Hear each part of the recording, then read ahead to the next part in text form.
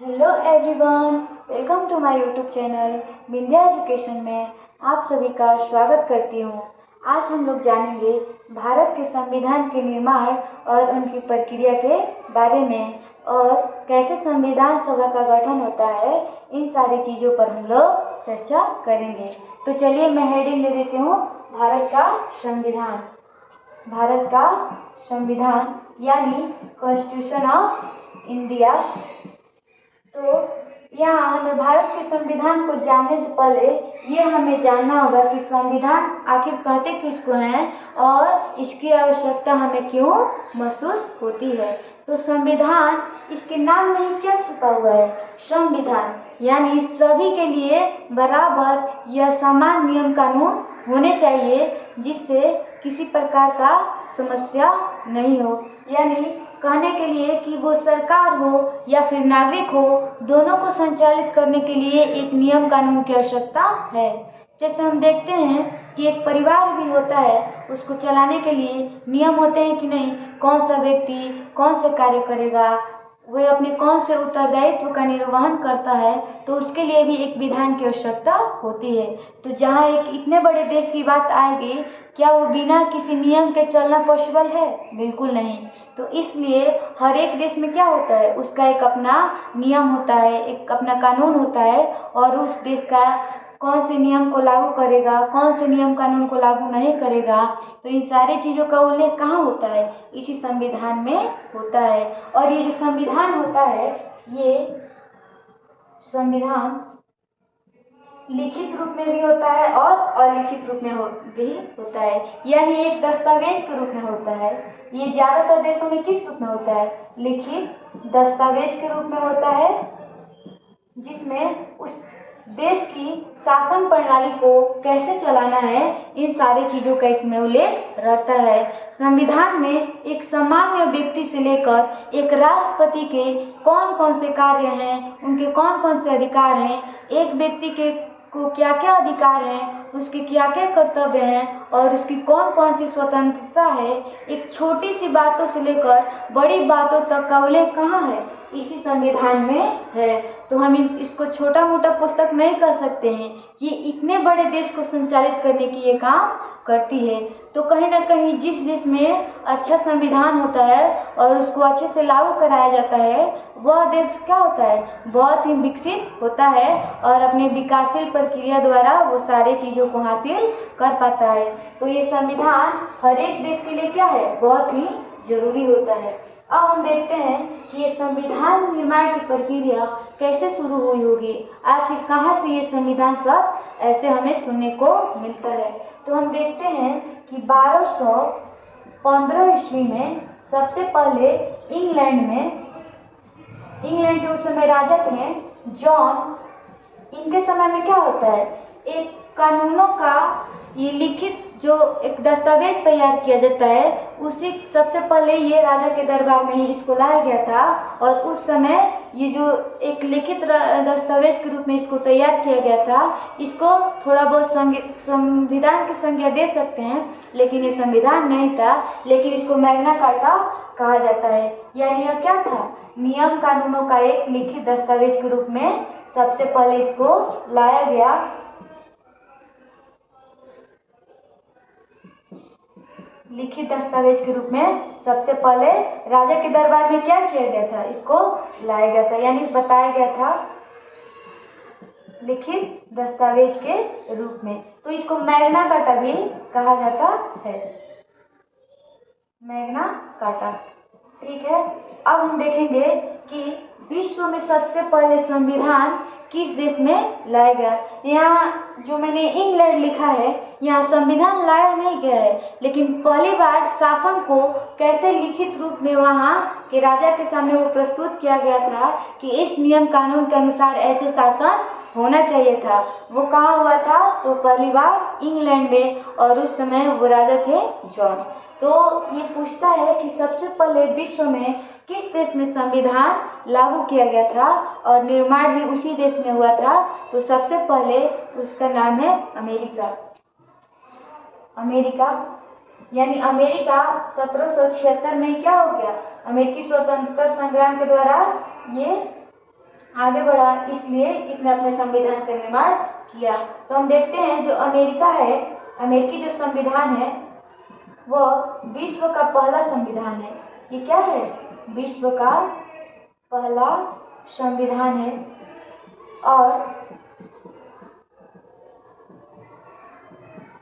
और ये तैयार होता है 1787 ईस्वी में और लागू होता है ये 1789 ईस्वी में। और ये जो हम लोग के संविधान में, भारत के संविधान में मौलिक अधिकार है वो अमेरिका से ही आया है। तो जब हम पढ़ेंगे कि भारत के संविधान के स्रोत कौन कौन से हैं, कहाँ से लिए गए हैं, तो ये सारी बातें हम लोग उसमें देखेंगे। तो यहाँ हम देखते हैं कि जो अमेरिका का संविधान है वो सबसे पहला संविधान है और ये विश्व का सबसे छोटा संविधान भी है। तो अमेरिका का संविधान क्या है? विश्व का सबसे छोटा संविधान है, विश्व का सबसे छोटा संविधान। ठीक है, उसके बाद हम देखेंगे, ये तो हो गई दुनिया में कि संविधान का विकास कैसे हुआ, लेकिन अब हम पढ़ेंगे भारत में संविधान का विकास कैसे हो रहा है। तो हम देखेंगे कि लोगों के मन में कैसे आए कि भारत को भी एक संविधान की आवश्यकता थी। हालांकि जो इंग्लैंड यानी ब्रिटेन अपनी नीतियों के द्वारा एक संवैधानिक विकास करता है, जिसमें हम लोग regulating act, Pitt's India act, वो सारी चीज़ें पढ़ते हैं, तो वो लोग हम पढ़ेंगे। लेकिन हमें यहाँ जानना है कि भारतीयों के जो मन में संविधान जैसी बातें कैसी आई, उन सारी चीज़ों पर हम लोग चर्चा करेंगे। तो यहाँ हम देखते हैं, सबसे पहले संविधान बनाने की बात भारतीयों के मन में आई 1895 में। इसकी बात करते हैं बाल गंगाधर तिलक। कौन इसके बारे में बात करते हैं? बाल गंगाधर तिलक। और ये स्वराज विधेयक लाते हैं, उसी में सबसे पहले संविधान की बात करते हैं। और ये अप्रत्यक्ष रूप से, किस रूप से? इन्होंने प्रत्यक्ष रूप से संविधान की मांग नहीं उठाई, लेकिन ये संविधान की मांग कर रहे थे उस समय। उसके बाद हम देखते हैं 1906 में दादा भाई नौरोजी कांग्रेस के अधिवेशन में ये स्वराज्य की मांग करते हैं। किसकी मांग करते हैं? स्वराज की मांग करते हैं। अब ये स्वराज क्या है? ये जो स्वराज्य है, स्वराज्य का मतलब होता है अपना राज्य, यानी हम अपना शासन क्या करेंगे? स्वयं चलाएंगे। तो इसके लिए भी क्या, सबसे पहले इसकी मांग करते हैं दादा भाई नौरोजी। किस अधिवेशन में? तो कांग्रेस के 1906 के अधिवेशन में। और ये स्वराज्य शब्द है वो लाया गया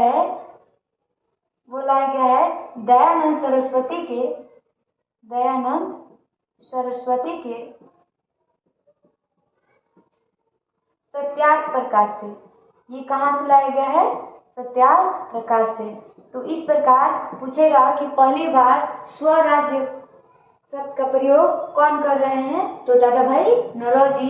किसकी पुस्तक से ये लिया गया है? तो सत्यार्थ प्रकाश से। उसके बाद हम देखते हैं कि 1922 ईस्वी में गांधी जी संविधान की बात करते हैं, यानी वो कहते हैं कि भारत के लिए ऐसा संविधान होना चाहिए जो समाज के हर वर्गों का क्या करे? प्रतिनिधित्व करे। यानी एक समाज जो व्यक्ति है वो भी देश के नियम कानून के निर्माण में अपनी सहभागिता निभा सके। तो ऐसे संविधान की बात करते हैं। तो गांधी जी भी अप्रत्यक्ष रूप से कैसे बात कर रहे हैं कि ऐसा संविधान हो जो क्या करे? जो सबकी सहभागिता क्या हो, उसमें शामिल हो, यानी सभी की सहभागिता की बात वो करते हैं। और सभी की सहभागिता की बात करते हैं। जब हम देखते हैं कि 1928 में जब साइमन कमीशन आता है भारत, 1928 में जब साइमन कमीशन भारत आएगा, तो साइमन कमीशन का भारत में क्या होगा? विरोध होगा। यहाँ की जनता इसलिए विरोध करेगी कि जो साइमन कमीशन का समूह आया था जिसमें 7 व्यक्ति थे, उसमें एक भी भारतीय नहीं था और वे सारे के सारे क्या थे, अंग्रेज थे। ये साइमन कमीशन क्यों आया था? क्योंकि अंग्रेज हर 10 साल पर संवैधानिक जांच करने के लिए, यानी जो अपने नियम कानून वो लाते थे उनकी जांच करने के लिए हर 10 साल पर भारत संवैधानिक आयोग के रूप में वो यहाँ पे जांच करने आते थे। फिर से वो अपने नियम कानूनों में क्या करते थे, बदलाव करते थे। अब आप ही बताइए, अगर हमें भारत के बारे में, मतलब भारत में कैसे नियम कानून जो चल रहे हैं, यहाँ की जानकारी यहाँ के भारतीय अच्छे से समझेंगे कि अंग्रेज। लेकिन उन्होंने क्या किया, यहाँ के भारतीय लोगों को एक भी सदस्य को शामिल नहीं किया और उसमें केवल अंग्रेज थे। इसलिए साइमन कमीशन का क्या होगा, भारत में बहिष्कार होगा। साइमन कमीशन का बहिष्कार होगा। ये जो साइमन कमीशन है इसके अध्यक्ष सर जॉन साइमन थे, इन्हीं के नाम पर ये पड़ा है साइमन कमीशन। तो इसका क्या किया जाएगा, भारत में बहिष्कार किया जाएगा।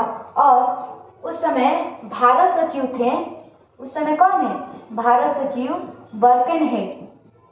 भारत सचिव है बर्केनहेड, जो कि क्या करेंगे, वे भारतीयों को चैलेंज करेंगे कि अगर आप साइमन कमीशन को जांच नहीं करने देंगे तो आप खुद से ऐसा संविधान बना के दिखाइए जिसमें सभी भारतीयों की क्या हो, उसमें समर्थन प्राप्त हो।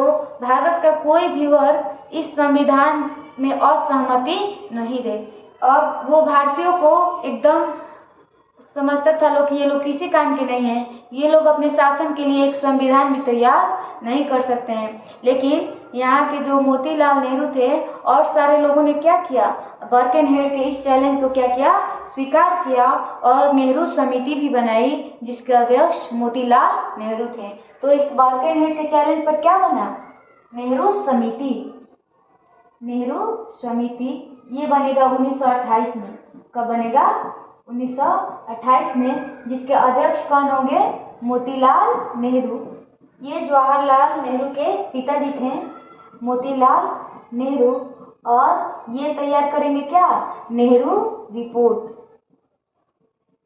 अब ये नेहरू रिपोर्ट तैयार करेंगे तो देखिए इसमें कौन कौन सी बातों को ये इंक्लूड कर रहे हैं। तो पहली बात इसमें ये था नेहरू रिपोर्ट में कि सभी जो पहले तो हमें क्या चाहिए, डोमिनियन स्टेट का दर्जा चाहिए, डोमिनियन स्टेट। इन्होंने डोमिनियन स्टेट की दर्जे की बात कही। और दूसरा इन्होंने क्या कहा कि ऐसा संविधान हो, ऐसे संविधान की बात करते हैं जिसमें अल्पसंख्यकों के हितों की बातें होती है, अल्पसंख्यकों के हितों की बात थी। और ये तीसरी बात कहते हैं कि प्रांतों में क्या हो, स्वायत्तता हो, प्रांतों में स्वायत्तता हो और व्यस्क मताधिकार हो। सबको क्या मिले, व्यस्क मताधिकार, यानी महिला और पुरुष दोनों को क्या मिलना चाहिए, वोट देने का अधिकार होना चाहिए। और इस प्रकार नेहरू रिपोर्ट में और भी बहुत सारी बातों को सम्मिलित किया गया।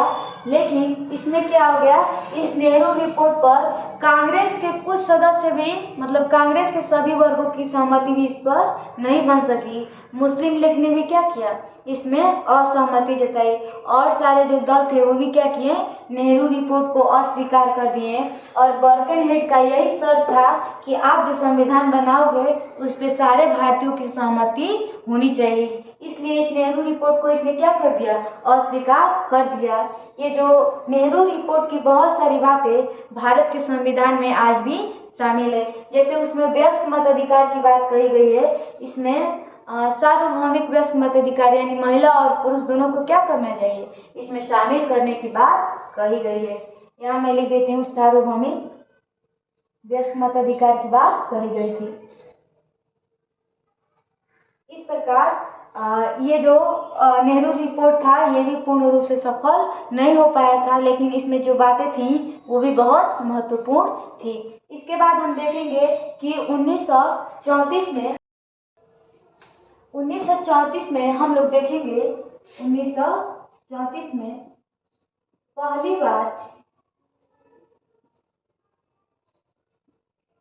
बार प्रत्यक्ष रूप से संविधान सभा की मांग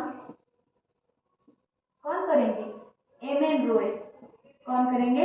एम.एन. रॉय पहली बार संविधान की बात करेंगे। और उसके बाद 1935 में आधिकारिक तौर पर कांग्रेस भी, मैं यहाँ आईएनसी डायरेक्ट लिख दे रही हूँ, आईएनसी भी क्या करेगी? संविधान की मांग करेगी। उसके बाद 1938 में सुभाष चंद्र बोस हरिपुरा अधिवेशन की क्या करते हैं? अध्यक्षता करते हैं। और उसी समय जवाहरलाल नेहरू कहते हैं कि पंडित जवाहरलाल नेहरू मतलब कहते हैं कि भारत का संविधान ऐसा होगा, स्वतंत्रता के बाद भारत का संविधान ऐसा होगा जो बिना किसी बाहरी हस्तक्षेप के हो और उसमें वयस्क मताधिकार सभी व्यक्तियों को प्राप्त हो, यानी महिला और पुरुष सभी व्यक्ति इसमें भाग ले सकें। ठीक है, तो इस प्रकार ये कहते हैं कि भारत का संविधान कैसा हो? बिना किसी बाहरी हस्तक्षेप के हो। ठीक है, इस प्रकार ये हर समय संविधान की मांग उठती चली आ रही थी। 1895 से हम लोग देख रहे हैं, 1906, 1922, 1928 और ऐसे करके 1938 तक क्या हो रहा है? संविधान की बात चल रही है, संविधान बनाने की मांग चल रही है। उसके बाद एक होती है ये सारी प्रक्रियाएं चल रही होती हैं, तभी हम देखते हैं कि द्वितीय विश्व युद्ध की क्या हो जाती है? शुरुआत हो जाती है। यानी 1939 से लेकर 1945 तक द्वितीय विश्व युद्ध चलता है, जिसमें अंग्रेजों को भारतीयों की सहायता मांगनी पड़ती है, यानी भारतीय सेना की मांग वो लोग करते हैं। और भारतीय सेना की सहायता को प्राप्त करने के लिए वे भारत में लुभावने कई प्रस्ताव लाएंगे, जिसमें अगस्त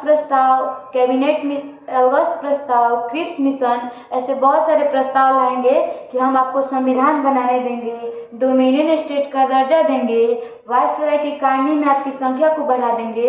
ऐसे बहुत सारे लुभावने प्रस्ताव लाएंगे, लेकिन भारतीय भी उनकी बातों में नहीं आएंगे। और इस प्रकार अंग्रेजों को बाद में मतलब एक तरह से हार मानकर कैबिनेट मिशन भारत भेजना पड़ेगा, जो कि संविधान के निर्माण की प्रारूप तैयार करने में क्या करेगा? सहायता करेगा।